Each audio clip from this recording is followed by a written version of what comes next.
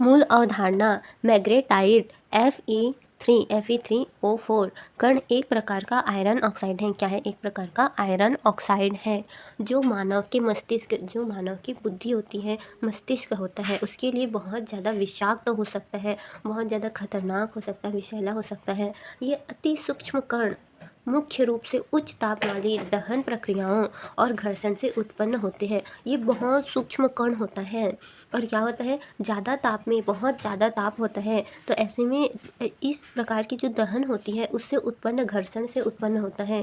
प्रमुख मानव जनित स्रोतों में वाहन उत्सर्जन यानी कि इंजन निकास और ब्रेक घिसाव जैसे गैस निकास स्रोतों दोनों से। तो इंजन की जो निकास होता है और ब्रेक का जो घिसाव होता है जैसे गैर निकास स्रोतों से होता है। ब्रेक का घिसाव होने से, इंजन के निकास होने से, गैर निकास स्रोतों से दोनों से हो सकता है। और औद्योगिक गतिविधियों विशेष रूप से कोयला आधारित बिजली संयंत्र और इस्पात निर्माण शामिल हैं। तो जो कोयला आधारित बिजली संयंत्र होता है उससे और इस्पात के निर्माण से जो शामिल होता है उसमें क्या होता है, इस प्रकार के मैग्नेटाइट Fe3O4 होता है जो कि मानव के मस्तिष्क के लिए बहुत ज़्यादा खतरनाक होता है। अपने छोटे आकार के कारण ये सांस के द्वारा अंदर जा सकते हैं। बहुत छोटे आकार होते हैं जिसके कारण ये सांस के द्वारा अंदर चले जाते हैं, रक्त प्रवाह में प्रवेश कर सकते हैं। और रक्त के प्रवाह में क्या होता है, ये प्रवेश कर सकते हैं और रक्त मस्तिष्क बाधा को पार कर सकते हैं। और जो रक्त की मस्तिष्क में जो बाधा होती है उसको क्या कर सकते हैं, पार कर सकते हैं, जहाँ उन पर ऑक्सीडेटिव तनाव और अल्जाइमर जैसे न्यूरोडीजेनरेटिव रोगों में योगदान करने का संदेह है। तो उन ऑक्सीडेटिव तनाव होता है मतलब रक्त की मस्तिष्क को बाधा पार कर सकते हैं, रक्त प्रवाह में प्रवेश कर जाता है और मस्तिष्क में बाधा करता है। रक्त जो है मस्तिष्क में जाने पर वो बाधा करता है, उन पर ऑक्सीडेटिव तनाव और एल्जाइम जैसे न्यूरोडीजेनरेटिव रोगों में योगदान करने का संदेश होता है। तो जो ऑक्सीडेटिव तनाव होता है या फिर एल्जाइम जैसे कि न्यूरोडीजेनरेटिव रोग होता है, इसमें क्या करता है, ये संदेह करता है, योगदान करता है। तो ये क्या है, याद करने के लिए क्या है, मैग्नेटाइट और स्वास्थ्य प्रभाव। एक प्राकृतिक रूप से चुंबकीय आयरन ऑक्साइड है। एक जो प्राकृतिक रूप से चुंबकीय आयरन ऑक्साइड है Fe3O4 एक प्राकृतिक रूप से क्या है, चुंबकीय आयरन ऑक्साइड है। न्यूरोडीजेनरेटिव विकारों से जुड़ा हुआ है। किससे जुड़ा हुआ है, न्यूरोडीजेनरेटिव विकारों से जुड़ा हुआ है क्योंकि यह मस्तिष्क में प्रतिक्रियाशील ऑक्सीजन प्रजातियों ROS को उत्पन्न कर सकता है। तो ये क्या करता है, मस्तिष्क में प्रतिक्रियाशील ऑक्सीजन की जो प्रजाति होती है, मस्तिष्क में जो प्रतिक्रियाशील ऑक्सीजन की प्रजाति ROS को उत्पन्न कर सकता है जिससे ऑक्सीडेटिव तनाव होता है। तो इससे क्या होता है, ऑक्सीडेटिव तनाव उत्पन्न होता है। प्रमुख मानव जनित स्रोत वाहन से प्रदूषण, इसमें निकास इंजन दहन होता है और गैर निकास उत्सर्जन यानी कि ब्रेक पैड और डिस्क घिसाव दोनों शामिल है। औद्योगिक उत्सर्जन मुख्य रूप से कोयला आधारित बिजली संयंत्र होते हैं। फ्लाई ऐश में और लोहा इस्पात उद्योगों में ऐसा होता है। तो जो फ्लाई ऐश होता है बिजली संयंत्र में बचा हुआ जो राख जैसा होता है और लोहा इस्पात में ऐसे उद्योगों में ऐसा होता है। कण का आकार और प्रवेश, ये अक्सर नैनो कणों के रूप में या कणकीय पदार्थ PM2.5 के हिस्से के रूप में पाए जाते हैं। तो ये क्या होता है, अक्सर नैनो कण होता है। क्या होता है, नैनो कण होता है, बहुत छोटा होता है। कणिक पदार्थ PM2.5 के हिस्से के रूप में पाए जाते हैं। तो PM2.5 के हिस्से के रूप में पाए जाते हैं। इनका छोटा आकार फेफड़ों में गहरे प्रवेश और बाद में रक्त प्रवाह और मस्तिष्क में प्रवेश की अनुमति देता है। इनका छोटा आकार जो है फेफड़े में गहरे प्रवेश करते हैं और बाद में रक्त प्रवाह और मस्तिष्क में प्रवेश की अनुमति देते हैं। ये क्या होता है, बहुत छोटा होता है और फेफड़े में गहराई से प्रवेश करते हैं और बाद में क्या करता है, रक्त प्रवाह और मस्तिष्क में प्रवेश की अनुमति देते हैं। प्राकृतिक बनाम मानव जनित, जबकि मैग्नेटाइट पृथ्वी की पपड़ी में प्राकृतिक रूप से होता है और ज्वालामुखियों द्वारा छोड़ा जा सकता है, शहरी प्रदूषण में मानव निर्मित स्रोतों का प्रभुत्व है। तो जो शहरी प्रदूषण है उसमें मानव जनित जो प्रदूषण है उसका होता है। ये क्या होता है, फेफड़े में गहरे से प्रवेश भी हो जाता है और रक्त प्रवाह और मस्तिष्क में भी प्रवेश कर जाता है। अब क्वेश्चन देखते हैं। तंत्रिका अथवा न्यूरोडीजेनरेटिव समस्या के लिए उत्तरदायी माने जाने वाले मैग्नेटाइट कण पर्यावरण प्रदूषकों के रूप में निम्नलिखित में से किससे उत्पन्न होता है। मोटर गाड़ी के ब्रेक से, हाँ होता है। मोटर गाड़ी के इंजन से, ये भी होता है। घरों में प्रयोग होने वाले माइक्रोवेव स्टोव से, ये नहीं पता। बिजली संयंत्र से होता है और टेलीफोन लाइन से, इसका भी नहीं पता। तो 1, 2 और 4 हमारे हिसाब से तो 1, 2 और 4 है। आंसर चेक करते हैं, 1, 2 और 4। तो आंसर पहला दिया है 1 2 3 5, तो हमने कहा था 1 2 और 4 बी होगा। आंसर क्या होगा? बी होगा। 1 2 और 4। अब सही कैसे है? पहला सही है, वाहन ब्रेकिंग सिस्टम में घर्षण से मैग्नेटाइट सहित लौह युक्त नैनो कण निकलते हैं। क्या होता है? वाहन की ब्रेक से जो सिस्टम में घर्षण होता है उससे मैग्नेटाइट सहित लौह युक्त नैनो कण निकलते हैं। कथन 2 सही है, मोटर वाहनों में अपूर्ण दहन और इंजन की घिसावट से निकास के रूप में मैग्नेटाइट कण उत्पन्न होते हैं। तो मोटर वाहन में जो अपूर्ण दहन होता है, पूर्ण दहन नहीं होता, वो अपूर्ण दहन होता है, और इंजन की जो घिसाव से निकास के रूप में मैग्नेटाइट कण उत्पन्न होते हैं। तीसरा गलत है, माइक्रोवेव स्टोव गर्म करने के लिए गैर आयनीकरण विकिरण का उपयोग करते हैं और दहन संबंधी प्रदूषकों के स्रोत नहीं हैं। कथन 4 सही है, बिजली संयंत्रों में कोयले का दहन फ्लाई ऐश में पाए जाने वाले वायुजनित मैग्नेटाइट कणों का एक प्रमुख औद्योगिक स्रोत है। पांचवा गलत है, टेलीफोन लाइन निष्क्रिय संचार अवसंरचना है और कण प्रदूषण उत्पन्न नहीं करती। तो ये क्या करता है? कण प्रदूषण उत्पन्न नहीं करता टेलीफोन। जैव भू रासायनिक चक्रों को मुख्य रूप से 2 प्रकारों में वर्गीकृत किया जाता है, गैसीय और अवसादीय। कार्बन और नाइट्रोजन चक्र मुख्य रूप से गैसीय चक्र हैं, जिनके कार्बन और नाइट्रोजन क्या है? गैसीय चक्र हैं, जिनके सबसे बड़े भंडारण वायुमंडल में है। इसके विपरीत फास्फोरस चक्र एक उत्कृष्ट अवसादी चक्र है। इसका मुख्य भंडारण पृथ्वी की पपड़ी के भीतर फॉस्फेट चट्टानों में बंद है। तो ये क्या है? चट्टानों से बनता है। यह चक्र तब शुरू होता है जब चट्टानों के अपक्षय से फास्फेट आयन मिट्टी और पानी में छोड़े जाते हैं। तो चट्टान का अपक्षय होता है, वो ख़त्म होने जाता है, तब ये क्या होता है? ये आयन मिट्टी में, फास्फेट आयन मिट्टी में और पानी में चले जाते हैं, जिन्हें फिर पौधों द्वारा ग्रहण कर लिया जाता है। अन्य प्रमुख चक्रों के विपरीत फास्फोर चक्र में कोई महत्वपूर्ण गैसीय चरण नहीं होता। तो जैसे अन्य चक्र है, कार्बन नाइट्रोजन चक्र है, तो उनमें जो है गैसीय चरण होता है, लेकिन फास्फोरस चक्र में कोई महत्वपूर्ण गैसीय चरण नहीं होता, जो इसे अपेक्षाकृत धीमी प्रक्रिया बनाता है। जो इसे क्या करता है? अपेक्षाकृत धीमी प्रक्रिया बनाता है। अब देखते हैं क्या याद करना है इसमें। फास्फोरस चक्र अवसादी, मुख्य भंडार स्थल मंडल फास्फेट चट्टानें। मुख्य प्रक्रिया क्या है? चट्टानों के अपक्षय से शुरू होती हैं। ये क्या होता है? चट्टानों के अपक्षय से शुरू होती हैं, जिससे फास्फेट निकलता है। इससे क्या होता है? फास्फेट निकलता है। विशेषता क्या है? यह एक महत्वपूर्ण गैसीय चरण का अभाव, जिसे एक धीमा चक्र बनाता है। क्या होता है? बहुत इंपॉर्टेंट गैसीय चक्र का अभाव है। ये गैसीय चक्र नहीं है, इसे इसलिए ये क्या होता है? धीमा चक्र है, बहुत धीमा चक्र। ये फास्फेट चक्र में क्या होता है? जो चट्टान है वो अवसाद होगा, वो चट्टान जो है अपक्षय होगा। उसके बाद या तो वो मिट्टी में जाएगा या फिर जल में जाएगा। जल के द्वारा मछलियाँ या फिर जो भी जीव है वो उसे ग्रहण करेंगे। इस प्रकार से धीरे धीरे चक्र होता है, बहुत समय लगता है। और गैसीय चक्र में क्या है? वो तीव्रता से होता है, वो जल्दी जल्दी हो जाता है। नाइट्रोजन चक्र गैसीय, मुख्य भंडारण वायुमंडल में 78% N2 है। तो नाइट्रोजन चक्र 78% है। मुख्य प्रक्रिया बैक्टीरिया, बिजली और औद्योगिक प्रक्रियाओं द्वारा नाइट्रोजन स्थिरीकरण। कार्बन चक्र क्या है? मुख्य भंडारण वायुमंडल, महासागर और जीवित जीव। मुख्य प्रक्रिया प्रकाश संश्लेषण और श्वसन द्वारा। सल्फर चक्र क्या है? अभी हम पढ़ रहे थे सल्फर चक्र, है ना? नहीं, सल्फर चक्र क्या है? स्थल मंडल में चट्टानें हुई, वायुमंडल दोनों। स्थल मंडल में चट्टानें और वायुमंडल दोनों में है। स्रोत चट्टानों का अपक्षय ज्वालामुखी विस्फोट और जीवाश्म ईंधन का दहन से होता है। जीवाश्म ईंधन के दहन से होता है। और फास्फोरस चक्र भी वही है, चट्टानों से अपक्षय होगा, फिर वो मिट्टी में मिलेगा, मिट्टी से वो किसी मिट्टी में या जल में मिलेगा। इस प्रकार से जीव उसे ग्रहण करेंगे। क्वेश्चन देखते हैं। निम्नलिखित जैव भू रासायनिक चक्रों में किसमें चट्टानों का अपक्षय चक्र में प्रवेश करने वाले पोषक तत्व की निर्मुक्त होने का मुख्य स्रोत है? तो फास्फोरस चक्र है और सल्फर चक्र है। फास्फोरस चक्र है और सल्फर चक्र है, लेकिन इसमें तो एक ही बताना है, तो फास्फोरस चक्र है। पहला गलत है, कार्बन चक्र मुख्य भंडार वायुमंडल CO2 और महासागर है। बी भी गलत है, नाइट्रोजन चक्र मुख्य भंडार वायुमंडल, जिसमें लगभग 78% नाइट्रोजन गैस N2 होती है। तीसरा सही है, फास्फोरस चक्र एक अवसादी चक्र है। इसका प्राथमिक भंडार स्थल मंडल यानी कि चट्टानें है। अपक्षय फास्फोरस को मुक्त करने वाली मुख्य प्रक्रिया है। तो अपक्षय जो है फास्फोरस को मुक्त करने वाली मुख्य प्रक्रिया है। विकल्प डी गलत है। सल्फर चक्र में अवसादी चट्टान और गैसीय वायुमंडल दोनों घटक होते हैं। ज्वालामुखी गतिविधि और जीवाश्म ईंधन का दहन भी प्रमुख स्रोत है।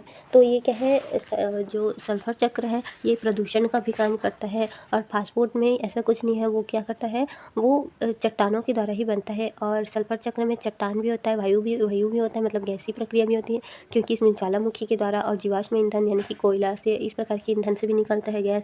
तो ये दोनों होता है, जबकि ये क्या होता है, ये एक ही से होता है, किससे होता है, चट्टान से, स्थल मंडल बस में पाया जाता है ये।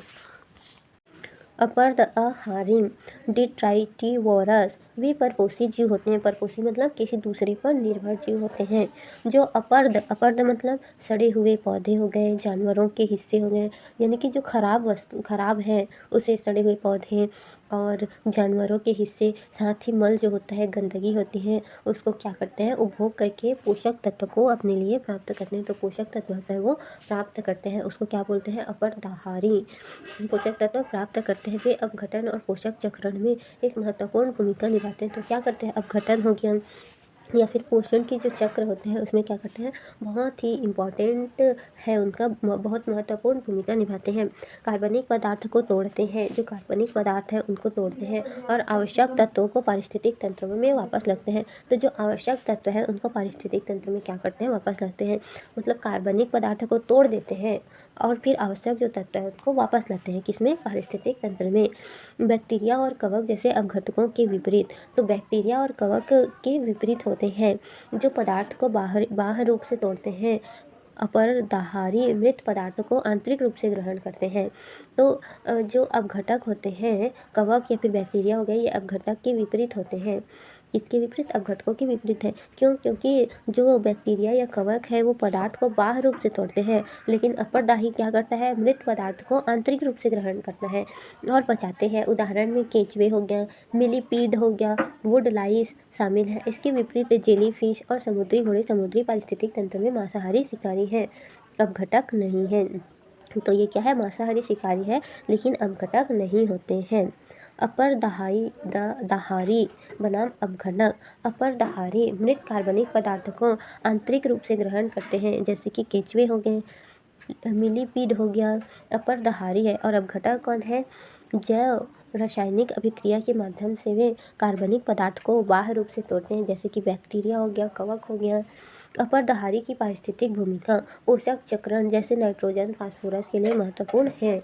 मिट्टी की संरचना और वातन में सुधार, केंचुआ द्वारा बायोटर्बेशन। तो केंचुआ क्या करता है, बायोटर्बेशन करता है, मिट्टी की संरचना को साफ सुथरा रखता है। अपघटन प्रक्रिया को तेज करते हैं, ये क्या करते हैं, सड़ने की जो प्रक्रिया है, अपघटन करने की जो प्रक्रिया है उसको तेजी से करते हैं। अपरदहारी के उदाहरण स्थलीय केंचुए, मिलीपीड, वुडलाइस, स्लग, गोबर, भृंग।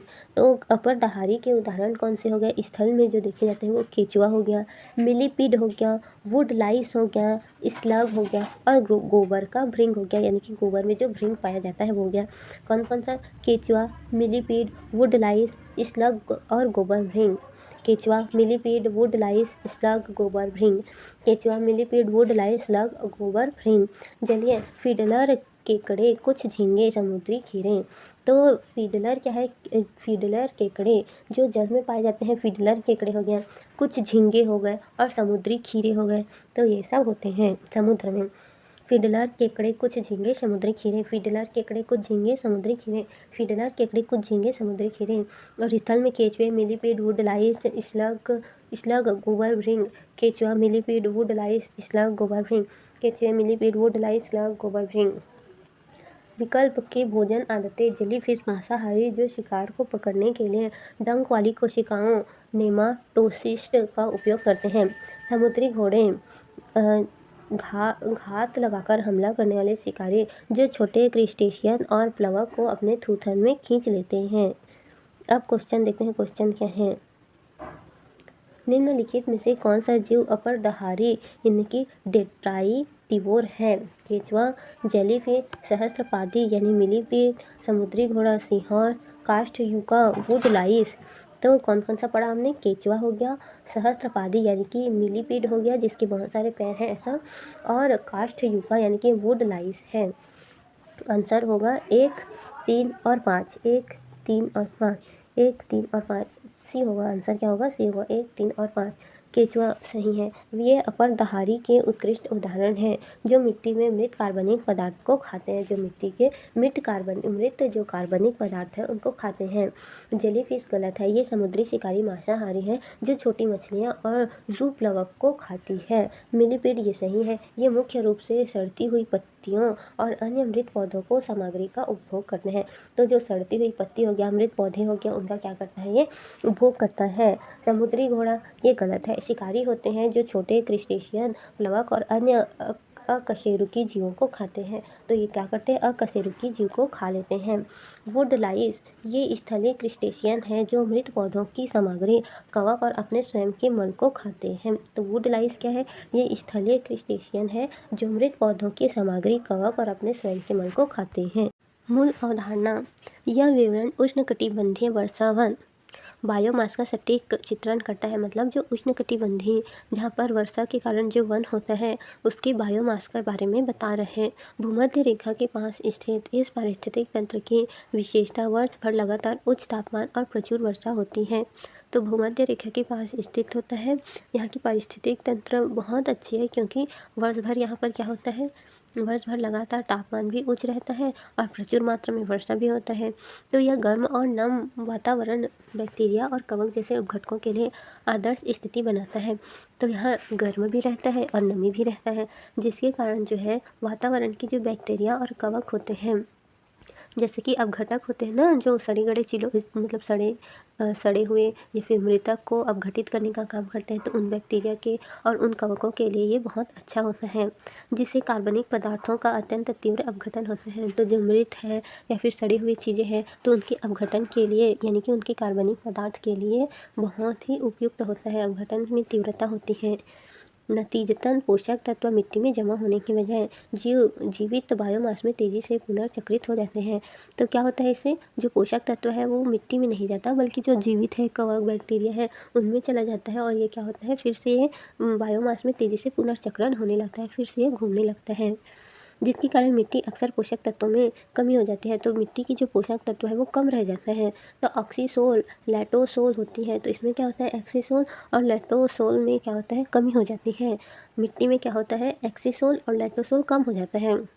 घना बहुस्तरीय वृत्तांत सूर्य के प्रकाश के लिए तीव्र प्रतिस्पर्धा पैदा करता है। तो क्या हुआ? इससे क्या होता है? सूर्य के प्रकाश के लिए बहुत ज़्यादा प्रतिस्पर्धा होती, कंपटीशन हो जाता है। लियाना यानी कि पर्वतारोही और एपीफाइटस जैसे पौधों के विकास को बढ़ावा देता है। तो ये क्या करता है? पर्वतारोही होता है और एपीफाइटस पौधे जो होते हैं उनके विकास को बढ़ावा देते हैं। ऐसे पौधे जो सूर्य के प्रकाश को पाने के लिए और बढ़ते जाते हैं और बढ़ते हैं, और वो बहुत ऊंचे हो जाते हैं, क्योंकि घना जंगल होता है वर्षा के कारण और सूर्य प्रकाश नीचे नहीं आता, तो सूर्य के प्रकाश को पाने के लिए वो और लंबे होते जाते हैं और लंबे हो जाते हैं। ऐसे को बोल रहे हैं पर्वतारोही या एपीफाइटस जैसे पौधे के विकास को बढ़ावा देता है। जो प्रकाश तक पहुंचने के लिए अन्य पेड़ों पर उगते हैं, तो प्रकाश पर पहुंचने के लिए क्या होता है? जो अन्य पेड़ों पर उगने लग जाते हैं। तार्किक उन्मूलन, शिक्षित अनुमान। याद क्या करना है? उष्णकटिबंधीय वर्षावन, उच्च जैव विविधता, तीव्र पोषक चक्रण, पोषक तत्व रहित लैटोसोल मिट्टी, एक बहुस्तरीय वृत्तांत और एपीफाइटस तथा लियाना की उपस्थिति इसकी विशेषता है। तो उष्णकटिबंधीय वर्षावन क्या होता है? उच्च जैव विविधता वाला होता है, क्योंकि वर्षा होती है और पोषक चक्रण होता है, तो वहाँ की जो पोषक चक्र है वो तीव्र हो जाता है। नाइट्रोजन साइकिल, कार्बन साइकिल, ये सब क्या है? ये तीव्र होता है। पोषक तत्व रहित लैटोसोल मिट्टी, और वहाँ की मिट्टी जो है पोषक तत्व रहित होते हैं। एक बहुस्तरीय वितान होता है। एपीफाइटस और लियाना की उपस्थिति इसकी विशेषता है। तो ऐसे पेड़ लिपीफाइटस यानी कि पर्वतारोही पेड़ और लियाना पेड़, ऐसे इसकी विशेषता है। शंकुधारी वन, टैगा बोरियल, निम्न तापमान यानी कि बहुत कम तापमान पर धीमा अपघटन, जिसका अपघटन बहुत धीमा हो, क्योंकि तापमान कम है तो क्षय बहुत कम होगा, अपघटन बहुत कम होगा। एक मोटी ह्यूमस परत के साथ अम्लीय पॉडजोल मिट्टी, अब वहाँ अपघटन नहीं होगा तो मोटी परत बन जाएगी, वो अपघटित नहीं होगा। वही क्या होता है? मिट्टी में मोटी परत बन जाएगी। मोटी ह्यूमस परत के साथ अम्लीय पॉडजोल मिट्टी होते हैं। तो अम्लीय क्या होती है? पॉडजोल मिट्टी होती है। और सदाबहार सुई पत्ती वाले पेड़ों द्वारा परिभाषित होती है। जो सुई पत्ती वाली पेड़ होती है उनके द्वारा क्या होता है? सदाबहार पेड़ हो गया, सदाबहार सुई पत्ती वाले पेड़ हो गया, इनके द्वारा परिभाषित होती हैं। शुष्क पर्णपाती वन, विशिष्ट आर्द्र और शुष्क मौसम आर्द्र रहता है और शुष्क यानी कि नमी वाला मौसम होता है। शुष्क मौसम में पत्तियाँ गिरने वाले पेड़ और मध्यम मौसमी अपघटन द्वारा चिन्हित। तो मौसमी अपघटन के द्वारा वो क्या होता है, अपघटित होता है और पेड़ की पत्ती गिरती है और वापस से आती है, ऐसे शुष्क पर्णपाती वन में होते हैं। मैंग्रोव वन तटीय अंतर्जलीय क्षेत्रों में लवणीय क्या होता है, लवणीय अंतर्ज्वारीय क्षेत्र में लवणीय ऑक्सीजन रहित मिट्टी। ऑक्सीजन रहित क्यों? क्योंकि वहाँ ऑक्सीजन नहीं पहुँच पाता है, तो ऑक्सीजन रहित मिट्टी और न्यूमेटोफोर्स श्वसन जड़ें जैसे अनुकूलन के साथ विशेष नमक सहिष्णु वनस्पति लवणोद्भिद के साथ पाए जाते हैं। अब मैंग्रोव वन कहाँ पाया जाता है? समुद्र में पाया जाता है, तो नमक सहिष्णु तो होगा ही वहाँ की वन, लवणोभिद तो होगा ही, इसीलिए। और वहाँ श्वसन उसकी जड़ों के द्वारा क्या करते हैं, वो सांस लेते हैं, तो श्वसन जड़ें और मिट्टी में क्या है, ऑक्सीजन नहीं पहुँचता। तो ये कहाँ का है? मैंग्रोव वन का है, जो कि जंगल के द्वारा समुद्र के अंदर होता है। अब क्वेश्चन देखते हैं। क्वेश्चन क्या है? पत्ती कूड़ा लीफ लिटर किसी अन्य जीवों बायोम की तुलना में तेजी से विघटित होता है। क्या होता है? तेजी से विघटित होता है और इसके परिणाम स्वरूप मिट्टी की सतह प्रायः अनावृत होती है। तो मिट्टी की जो सतह है वो प्रायः क्या होता है? अनावृत होती है। पेड़ों के अतिरिक्त वन में विविध प्रकार के पौधे होते हैं। तो वन में विविध प्रकार के क्या होते हैं? पौधे होते हैं, जो आरोहण के द्वारा या अधिपादप एपीफाइटर के रूप में पनपकर पेड़ों के सिर तक पहुंचकर प्रतिस्थापित होते हैं और पेड़ों की ऊपरी शाखा में जड़ें जमाते हैं। यह किसका सबसे अधिक सटीक विवरण है? फिर से सुनते हैं। पत्ती कूड़ा यानी लीफ लिटर किसी अन्य जीवोम यानी बायोम की तुलना में तेजी से विघटित होते हैं। तो कहाँ होते हैं? उष्णकटिबंधीय में तेजी से विघटित होते हैं, क्योंकि तापमान भी उच्च होता है और वर्षावन भी है।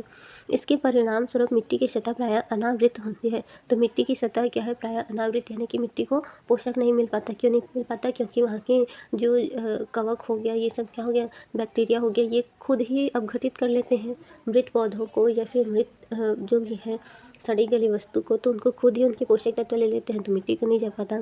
पेड़ों के अतिरिक्त वन में विविध प्रकार के पौधे होते हैं। तो पेड़ों के अलावा वन में और भी प्रकार के पौधे होते हैं, जो आरोहण के द्वारा या अधिपादप एपीफाइट के रूप में पनपकर पेड़ों के शीर्ष तक पहुंचकर प्रतिस्थापित होते हैं। तो अभी हमने पढ़ा था, वहाँ पर ऐसे पेड़ होते हैं जो प्रकाश संश्लेषण के लिए पेड़ों पर चढ़ जाते हैं और वो और ऊंचे होते जाते हैं, क्योंकि वहाँ जो है नीचे रहेंगे तो प्रकाश संश्लेषण आ नहीं पाएगा, सूर्य की रोशनी नहीं आ पाती है घने होने के कारण, इसलिए वो किसी अन्य पेड़ पर लिपट कर सीधा ऊंचे ऊपर चले जाते हैं, पर्वतारोही हो जाते हैं, प्रतिस्थापित होते हैं और पेड़ों की ऊपरी शाखा में जड़ें जमाते हैं। यह किसका सबसे सटीक विवरण है? तो ये उष्ण कटिबंधीय पर्णपाती है। तो इसमें पूछा है शंकुधारी वन, तो शंकुधारी वन तो नहीं है, क्योंकि वहाँ तो वर्षा कम होती है ना। शुष्क पर्णपाती वन, शुष्क पर्णपाती वन भी नहीं है, क्योंकि वहाँ नमी होती है। गरान मैंग्रोव वन, ये तो समुद्र में पाया जाता है। उष्ण कटिबंधीय वर्षा वन है, इसका आंसर होगा डी, उष्ण कटिबंधीय वर्षा वन है।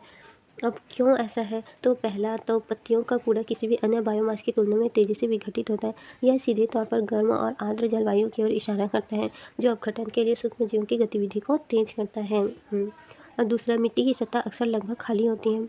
यह तीव्र अपघटन और पौधों द्वारा पोषक तत्वों के तत्काल अवशोषण का परिणाम है, जिससे मिट्टी पर बहुत कम ह्यूमस बचता है।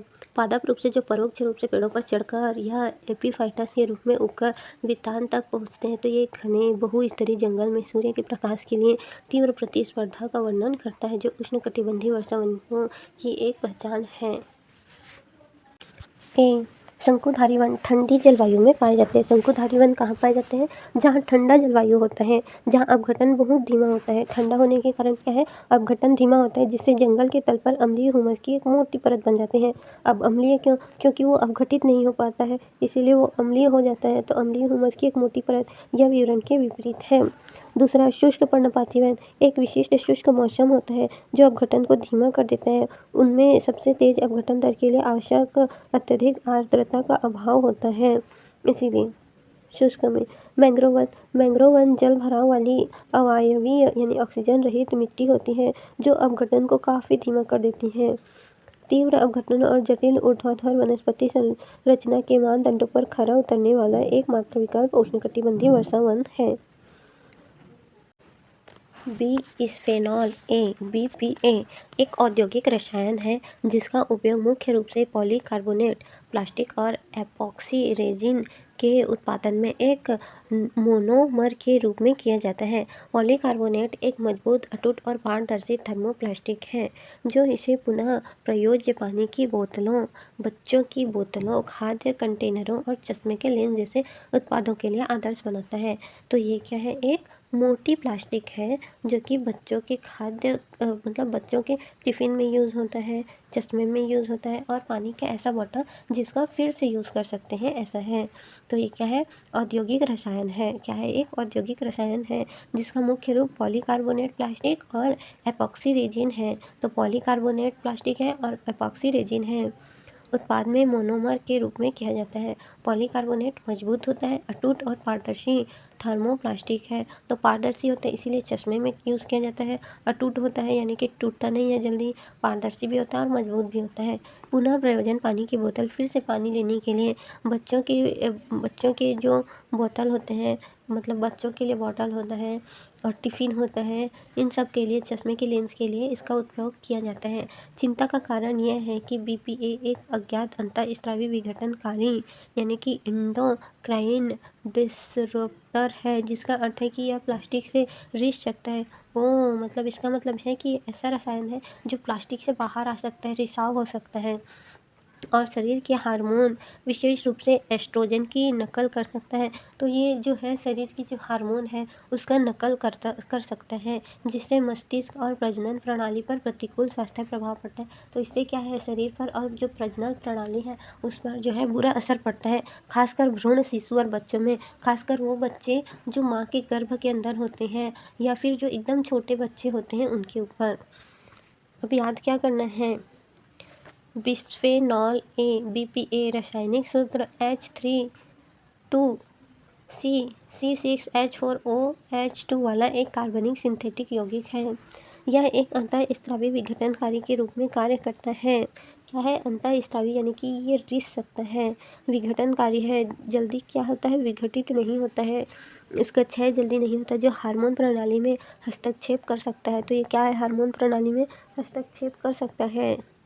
पॉलीकार्बोनेट प्लास्टिक BPA और फॉस्फिजन से बना एक टिकाऊ और पारदर्शी थर्मोप्लास्टिक है। तो पारदर्शी थर्मोप्लास्टिक है, क्या है, टिकाऊ और पारदर्शी थर्मोप्लास्टिक है। आमतौर पर रिसाइक्लिंग कोड 7 अन्य के साथ चिन्हित होता है, तो इसका फिर से रिसाइकिल किया जा सकता है। उपयोग में CD DVD, इलेक्ट्रॉनिक उपकरण, केसिंग, चश्मे के लेंस और खाद्य भंडारण कंटेनर शामिल है।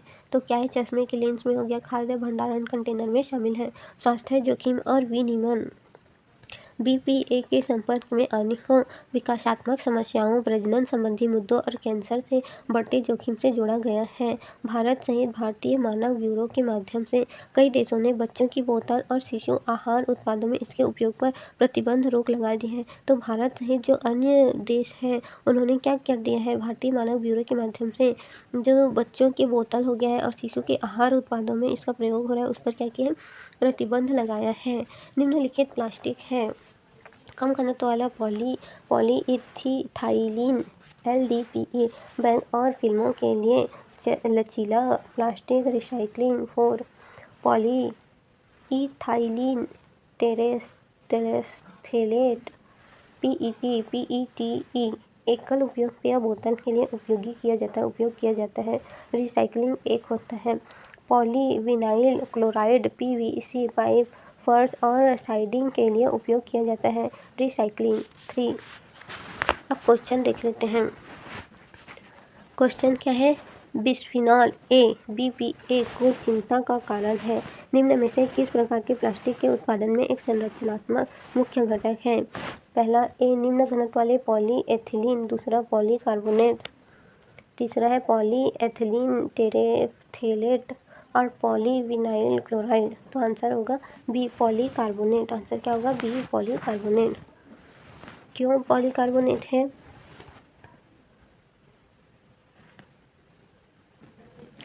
तर्क। तो प्रश्न BPA को चिंता का कारण से जोड़ता है, जो व्यापक रूप से कठोर, पारदर्शी, पुनः प्रयोज्य प्लास्टिक कंटेनरों जैसे पानी की बोतल और बच्चों की बोतल से जुड़ा हुआ है। पॉलीकार्बोनेट इन उत्पादों के लिए प्रसिद्ध रूप से उपयोग किया जाता है।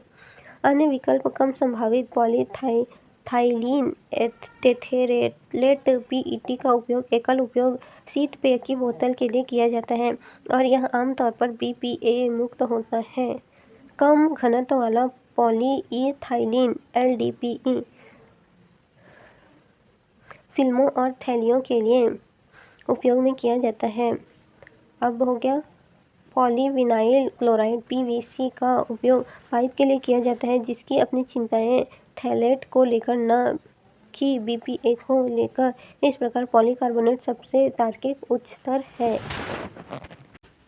नीला कार्बन, ब्लू कार्बन दुनिया के महासागरों और तटीय पारिस्थितिक तंत्रों द्वारा ग्रहण और संग्रहित कार्बन डाइऑक्साइड है।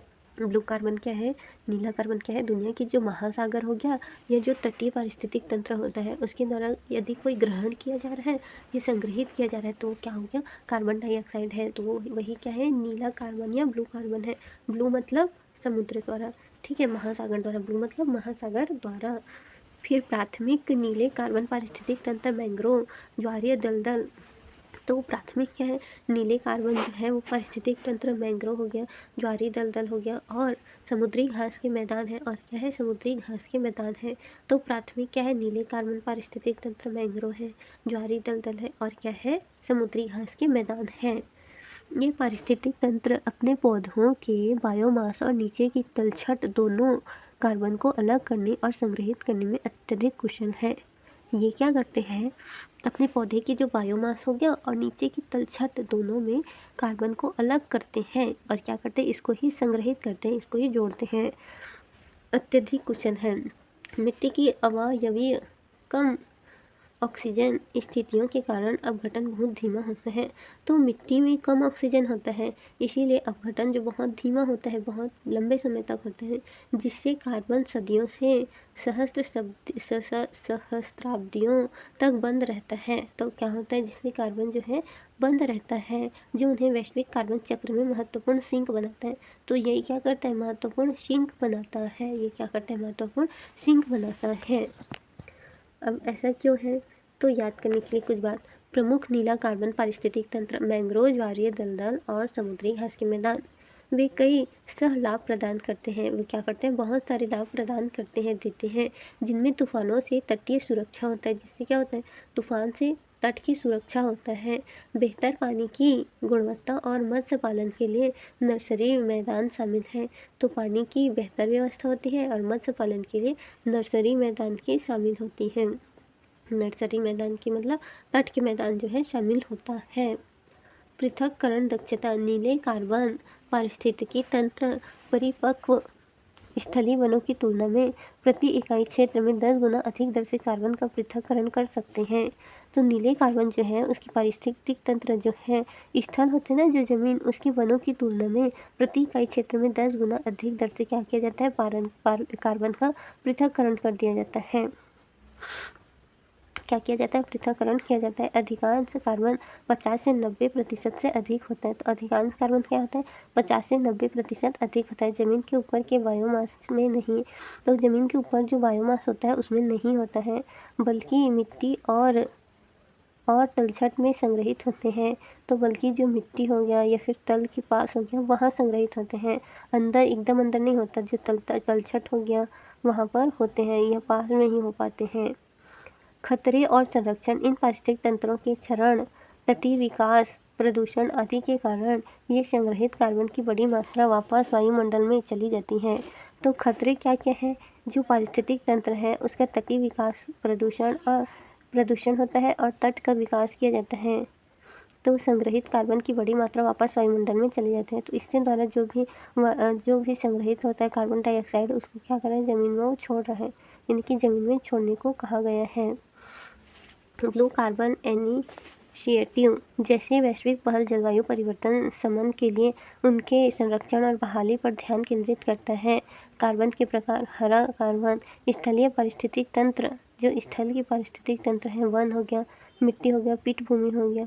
संग्रहित कार्बन, तो ये क्या है, संग्रहित कार्बन है। वन, मिट्टी, पीठभूमि, ये क्या है, संग्रहित कार्बन है। ये क्या है, हरा कार्बन है। काला कार्बन जीवाश्म ईंधन और बायोमास जलाने से प्राप्त कार्बन। तो जीवाश्म ईंधन या फिर बायोमास जलाने से, कोयला जलाने से क्या होता है, काला कार्बन होता है। क्वेश्चन देखते हैं, ब्लू कार्बन क्या है? महासागरों और तटीय पारिस्थितिक तंत्र द्वारा प्रग्रहित कार्बन है। पहला सही है। वन जैसे मात्रा, बायोमास और कृषि मैदान में आच्छादित कार्बन नहीं, ये नहीं है। पेट्रोलियम और प्राकृतिक गैस की अंतर्दृष्टि कार्बन नहीं, ये भी नहीं। वायुमंडल में विद्यमान कार्बन हो सकता है बी होगा। वन जैसे मात्रा और कृषि मैदान में आच्छादित कार्बन आंसर हो सकता है ए। महासागरों और तटीय पारिस्थितिक तंत्र द्वारा प्रग्रहित कार्बन, हाँ ये महासागर में और तटीय परितंत्र दोनों में पाई जाती हूँ।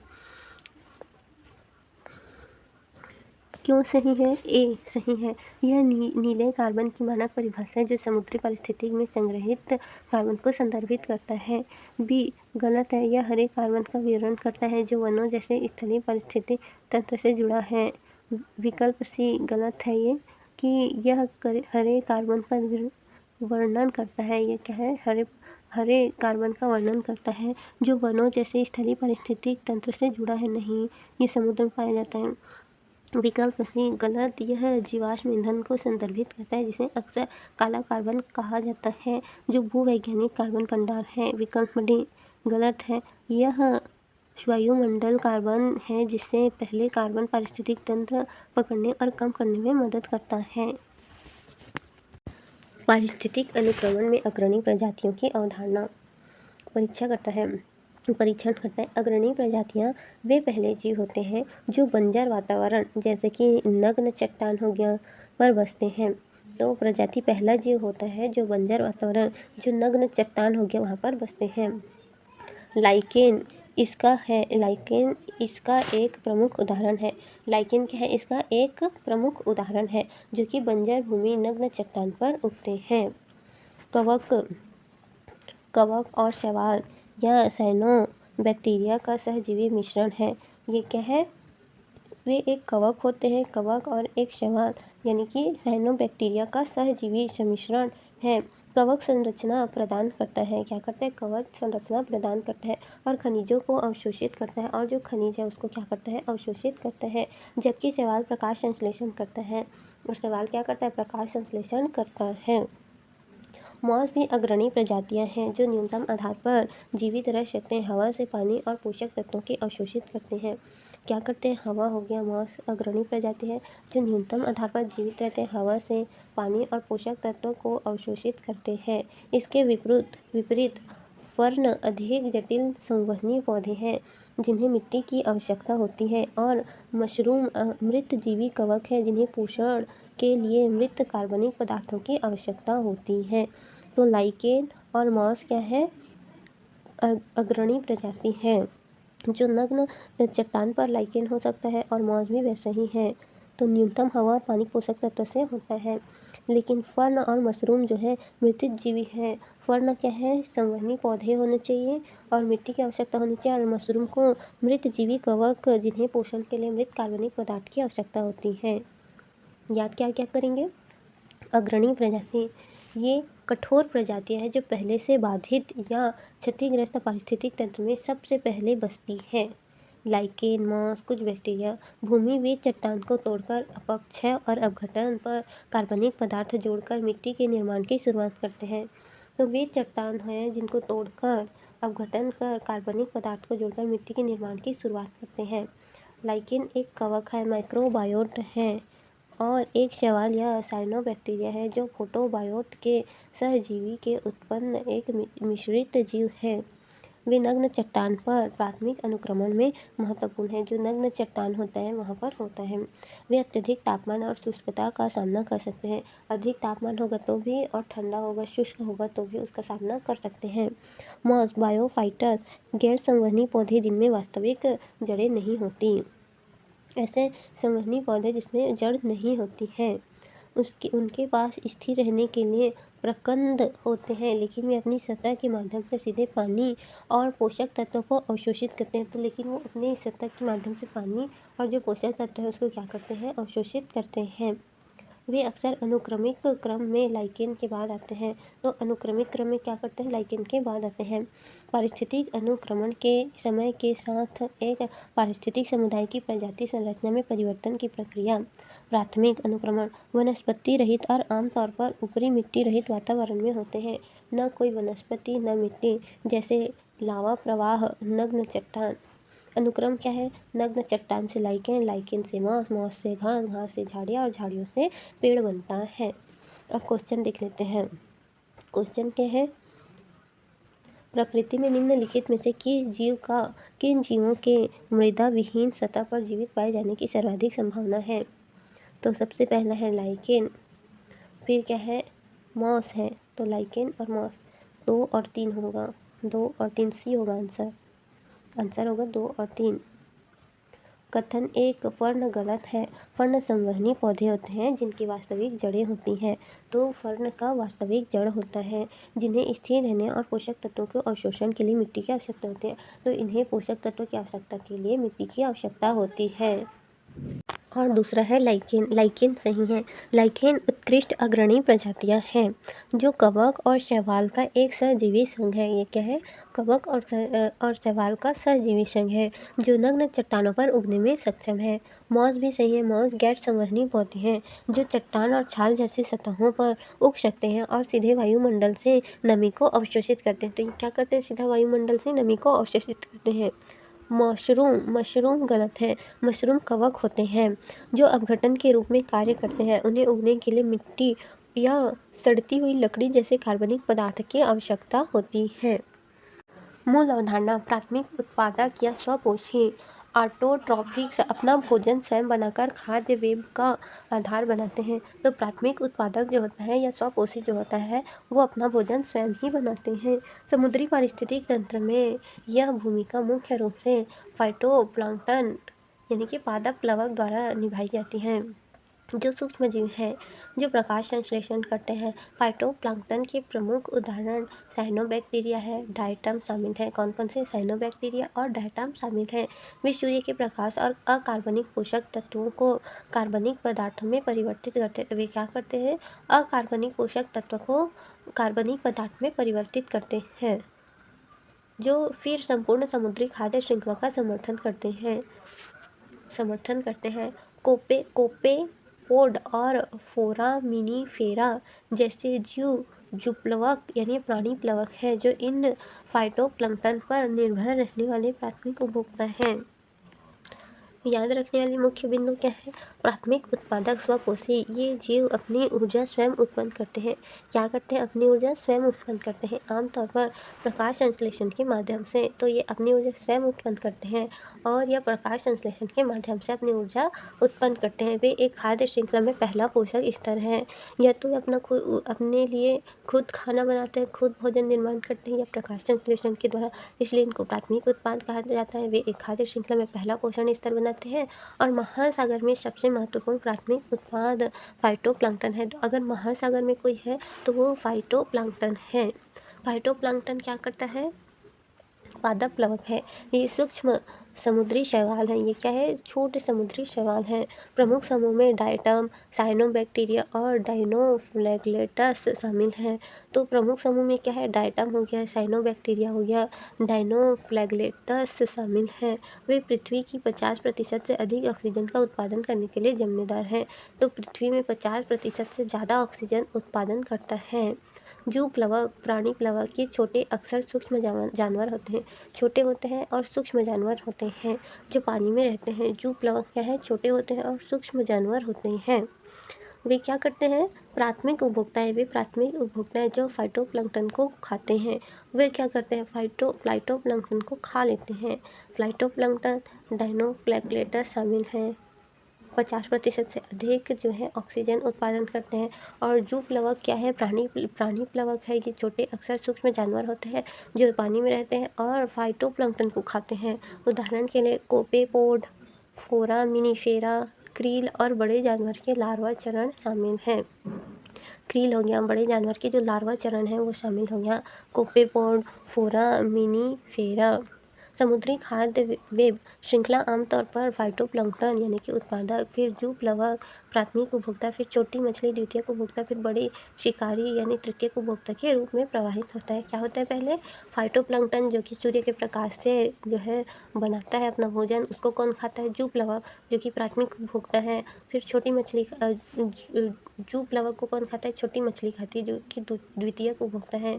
फिर उसके बाद कौन खाता है? बड़े शिकारी यानी कि तृतीयक उपभोक्ता है के रूप में प्रवाहित होती हैं। अब क्वेश्चन देखते हैं। जीवों के निम्नलिखित प्रकारों पर विचार कीजिए। कॉपीपोड, साइनोबैक्टीरिया, डायटम, फोरेमिनीफेरा। तो कैपीपोड, साइनोबैक्टीरिया, डायटम, फोरेमिनीफेरा उपयुक्त में से कौन से जीव महासागर की आहार श्रृंखला में प्राथमिक उत्पादक हैं? तो फोरेमिनीफेरा। तो दूसरा साइनोबैक्टीरिया, डायटम या कॉपीपोड हो सकता है या फोरेमिनीफेरा। तो साइनोबैक्टीरिया जो है महासागर आहार श्रृंखला में प्राथमिक उत्पादक जो कि प्रकाश संश्लेषण से बनाता है, और डायटम भी वैसे ही प्रकार का है। तो आंसर होगा 2 और 3 बी होगा। कथन 1 क्यों गलत है? कोपेपोड छोटे क्रस्टेशियन होते हैं। क्या होते हैं? छोटे क्रस्टेशियन होते हैं जो एक प्रकार के जू प्लवक यानी कि प्राथमिक उपभोक्ता है। क्या है? एक प्रकार के जू प्लवक है, प्राथमिक उपभोक्ता है, उत्पादक नहीं है। क्या ये उत्पादक नहीं है, प्राथमिक उपभोक्ता है। दूसरा सही है। साइनोबैक्टीरिया नीली हरी शैवाल है, प्रकाश संश्लेषक सूक्ष्मजीव है और समुद्री पारिस्थितिक तंत्र में प्रमुख प्राथमिक उत्पाद है। क्या है? प्रमुख प्राथमिक उत्पाद है। समुद्री पारिस्थितिक तंत्र में प्राथमिक उत्पादक है। साइनोबैक्टीरिया क्या है? नीली हरी शैवाल है। साइनोबैक्टीरिया क्या है? नीली हरी शैवाल है। साइनोबैक्टीरिया क्या है? नीली हरी शैवाल है जो प्रकाश संश्लेषण सूक्ष्मजीव है और समुद्री पारिस्थितिक तंत्र में प्राथमिक उत्पादक है, प्रकाश संश्लेषण से भोजन बनाती है। कथन 3 सही है। डायटम शैवाल फाइटोप्लैंक्टन है।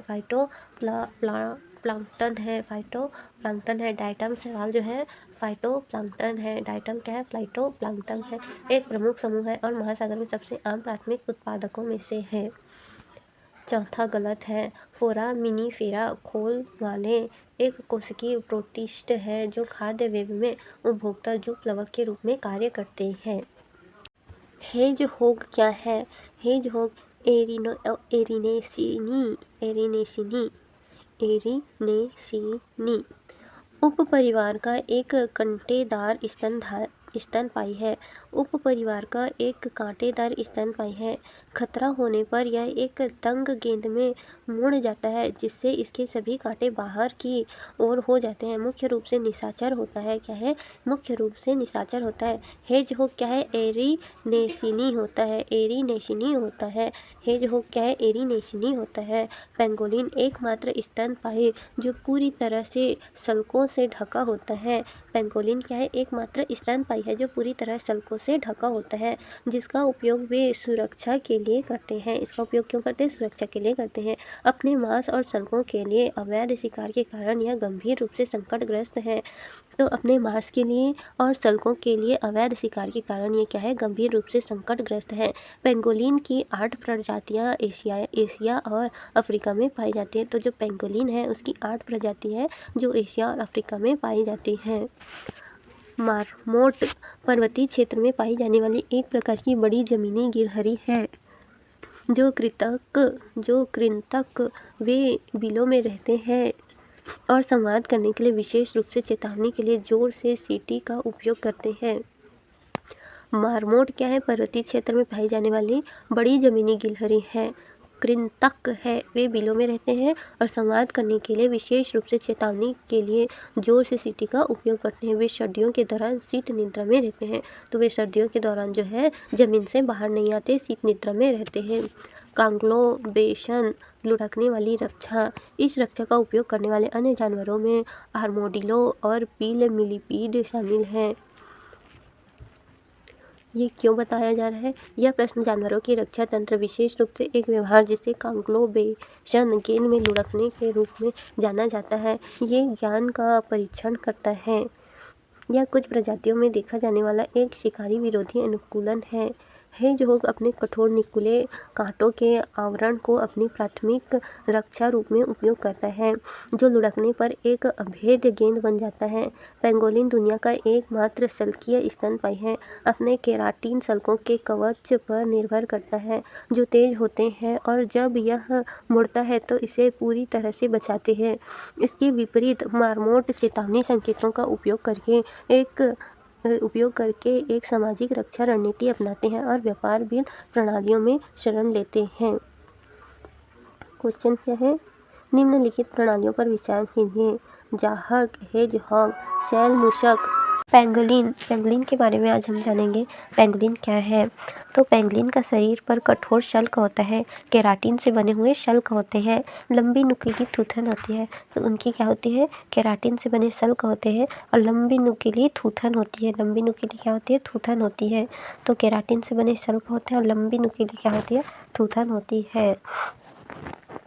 लंबी चिपचिपी जीभ चींटी और दीमक खाने के लिए होता है। तो इसकी लंबी और चिपचिपी जीभ होती है जिससे ये चींटी और दीमक खाते हैं। खतरे में गेंद की तरह लिपट जाता है। अगर इन्हें लगता है कि अगर खतरा है तो ये क्या करते हैं? गेंद की तरह लिपट जाते हैं और इनकी शल्क जो है इसकी रक्षा करती है। यह एक स्तनधारी है, दुनिया का एकमात्र शल्क युक्त स्तनधारी है। तो ये क्या है? पेंगोलिन क्या है? दुनिया का स्तनधारी है, दुनिया का एकमात्र शल्क युक्त स्तनधारी है। कीटभक्षी है, ये क्या करता है? कीड़ों को खाता है, रात्रि चराय, रात में जागता है। भारत में 2 प्रजाति है, भारतीय पेंगोलिन और चीनी पेंगोलिन। तो हमारे भारत में जो है भारतीय पेंगोलिन और चीनी पेंगोलिन पाया जाता है। आईयूसीएन में इंडेंजर्ड और हमारे भारत का जो है वो तो इंडेंजर्ड है, लेकिन चीनी पेंगोलिन जो है क्रिटिकल इंडेंजर्ड है और साइट के अपेंडिक्स फर्स्ट में आता है। वन्य जीव संरक्षण अधिनियम 1972 अनुसूची 1 में दुनिया का सबसे अधिक तस्करी किए जाने वाला स्तनधारी है। इसके शल्क से बहुत सारी दवाई बनाई जाती है। चीन में बहुत ज़्यादा इसकी दवाई बनाई जाती है। पुरुष और महिलाओं की अगर कोई बीमारी है तो इसके शल्क के द्वारा ही वो ठीक किया जाता है। चीन में ऐसा मान्यता है। शल्क पेंगोलिन शल्क युक्त कीटभक्षी स्तनधारी है। क्या है? कीटभक्षी स्तनधारी है। भारत में अनुसूची 1 में पाया जाता है। ये क्या है? अनुसूची 1 में पाया जाता है। इसकी लंबी थूथन होती है और इसके पूंछ भी लंबे होते हैं। ये बहुत पुराना है। इसके जो शल्क है इससे बैग भी बनता है, कपड़े बनते हैं, जूते बनते हैं। मतलब इसके शल्क के बहुत सारे यूज़ हैं और जो है आर्टिफिशियल जो ज्वेलरीज बनते हैं वो भी बनता है, इससे ज्वेलरीज भी बनाया जाता है। तो इसका बहुत यूज़ है, बहुत ज़्यादा। इसलिए इसका क्या होता है? तस्करी होता है। इसलिए क्या हो रहा है? इसका तस्करी हो रहा है। अब देखते हैं मोरमोट के बारे में। मोरमोट क्या है?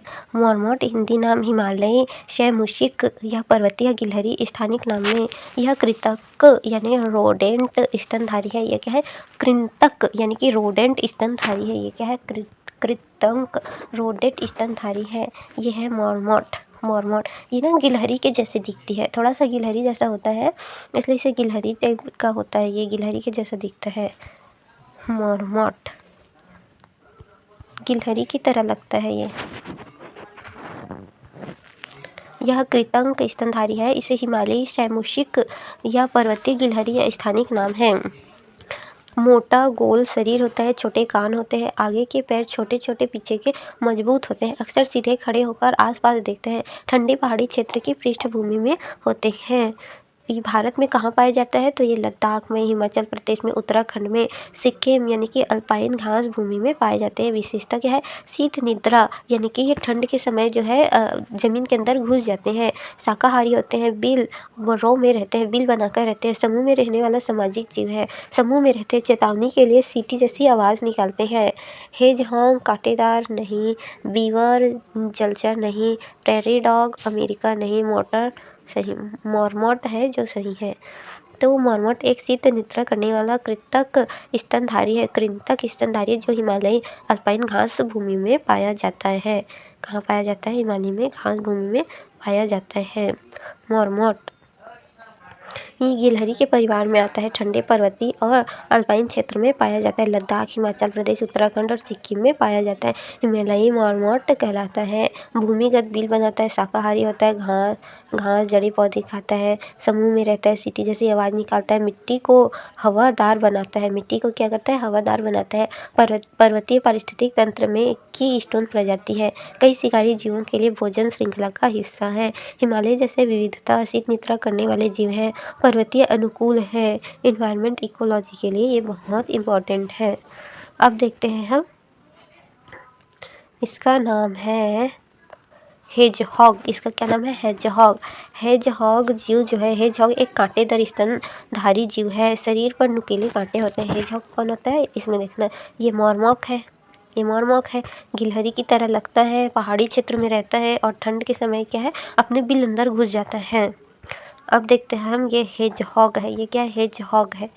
हेजहॉग ये कांटेदार होता है। ये क्या होता है? कांटेदार होता है। इसके शरीर में ना ये काटा काटा सा, इसके बाल जो दिख रहे हैं ना, ऊपरी भाग जो है कांटेदार होता है। अगर इसको कोई खतरा लगता है तो अपना मुंह, अपना पैर जो है अंदर कर लेता है और एक गेंद की जैसे गोल हो जाता है। फिर और इसको भले भले ही इसकी आंखें बड़ी बड़ी हैं, लेकिन इसको दिखाई नहीं देता अच्छे से, धुंधला दिखाई देता है। और ये मांसाहारी भी है। ये मांसाहारी है। धुंधला दिखाई देता है, लेकिन इसके सूंघने की शक्ति और सुनने की शक्ति, मतलब इसके कान बहुत तेज है और नाक बहुत तेज है।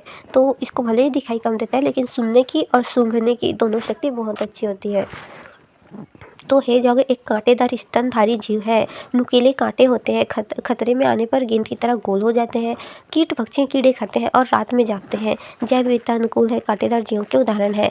हेजहॉग संकल्पना, यह सबसे ज़्यादा रिलेटिव है किससे? यूपीएससी से। इसमें हेजहॉग के बारे में ज़्यादा कुछ नहीं बताया। सीमित लेकिन मजबूत और केंद्रित रणनीति, ये सब फालतू चीज़ है। तो वही था, बस उतना ही जानकारी है हेजहॉग के बारे में।